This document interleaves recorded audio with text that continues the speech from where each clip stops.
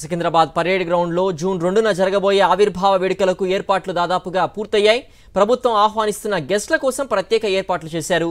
ఆవిర్భావ వేడుకలకు ఏఐసీసీ నేత సోనియా గాంధీ, మాజీ ముఖ్యమంత్రి కేసీఆర్ ను ఆహ్వానించిన నేపథ్యంలో భారీ బందోబస్తు ఏర్పాట్లు చేశారు. ఇక పరేడ్ గ్రౌండ్ ఏర్పాట్లపై మా ప్రతినిధి శేఖర్ గ్రౌండ్ నుంచి అందిస్తారు.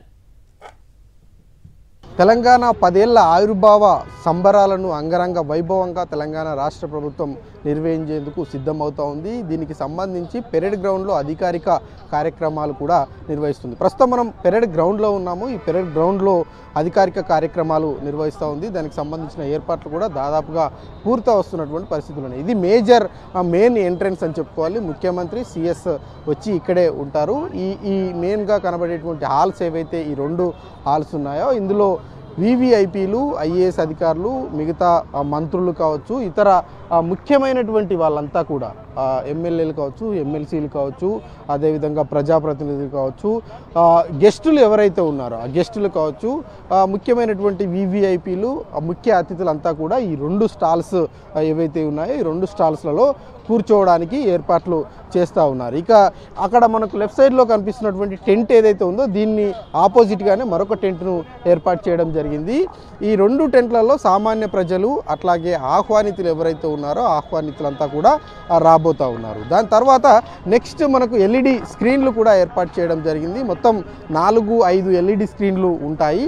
మనం ఎల్ఈడి స్క్రీన్లు కూడా విజువల్లో చూస్తూ ఉన్నాము. ఎందుకంటే దూరంగా ఉంటుంది కాబట్టి విజువల్స్ చాలా స్పష్టంగా ప్రజాప్రతినిధులకు, ప్రజలకు కనబడాలి అని అంటే ఆ ఎల్ఈడి స్క్రీన్లను కూడా ఏర్పాటు చేస్తున్నటువంటి పరిస్థితులు ఉన్నాయని చెప్పుకోవాలి. ఇక ఎక్కడ ఎలాంటి అవాంఛనీయ సంఘటనలు జరగకుండా భారీ బందోబస్తును ఏర్పాటు చేస్తూ ఉన్నారు. సోనియా గాంధీని కూడా ఇక్కడికి ఆహ్వానిస్తున్నటువంటి నేపథ్యంలో ఎలాంటి ఇబ్బందులు లేకుండా పెరేడ్ కూడా పూర్తి స్థాయిలో నిర్వహిస్తున్నటువంటి పరిస్థితులు అయితే ఉన్నాయని చెప్పుకోవాలి. ఇక 5వ అంశము కాకతీయ తోరణంకు సంబంధించి మనం విజువల్స్లో చాలా స్పష్టంగా కనిపిస్తూ ఉంది. అది దాని మీద గడిచినటువంటి వారం 10 రోజుల నుంచి పెద్ద ఎత్తున చర్చ జరుగుతూ ఉంది. అధికారిక చిహ్నం నుంచి ఈ కాకతీయ తోరణాన్ని తొలగిస్తున్నామంటూ ముఖ్యమంత్రి రేవంత్ రెడ్డి ప్రకటన చేసినటువంటి నేపథ్యంలో అక్కడ తొలగించడము, ఇక్కడ ఏర్పాట్లలో అధికారిక సంబరాల్లో ఈ కాకతీయ తోరణం పెట్టడం ఏంటి అన్నటువంటి చర్చ కూడా జరుగుతున్నటువంటి పరిస్థితులు ఉన్నాయి. ఇక ఈ ఆవిర్భావ వేడుకల్లో పెరేడ్ గ్రౌండ్ వేదికగా జరగబోయేటువంటి ఆవిర్భావ వేడుకల్లో సోనియా గాంధీ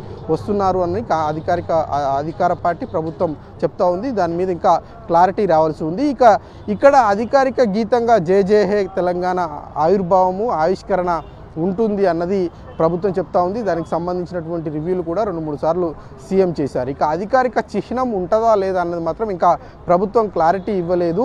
దాని మీద కొంత చర్చ జరుగుతుంది. మరి జూన్ 2 రోజు ఈ కార్యక్రమాల్లో అధికారిక చిహ్నం విడుదల చేస్తారా లేదా అన్నది కూడా చూడాల్సి ఉంది. అదేవిధంగా తెలంగాణ తల్లి విగ్రహానికి సంబంధించినటువంటి విషయం మీద కూడా చర్చ జరుగుతుంది. అది కూడా ఉంటుందా లేదా అన్నది ఆ రోజే తెలిసేటువంటి అవకాశాలు అయితే కనిపిస్తూ ఉన్నాయి. ఓవరాల్గా చూసుకుంటే భారీ బందోబస్తు నడుమ ప్రజలకు ఎలాంటి ఇబ్బందులు లేకుండా, వచ్చేటువంటి గెస్టులకు ఎలాంటి ఇబ్బంది లేకుండా ఏర్పాట్లు అయితే చకచక పెరేడ్ గ్రౌండ్లో జరిగిపోతున్నటువంటి పరిస్థితులు అయితే కనిపిస్తూ ఉన్నాయి. వీడియో జర్నలిస్ట్ రంగనాయకులతో శేఖర్, సాక్షి టీవీ, హైదరాబాద్.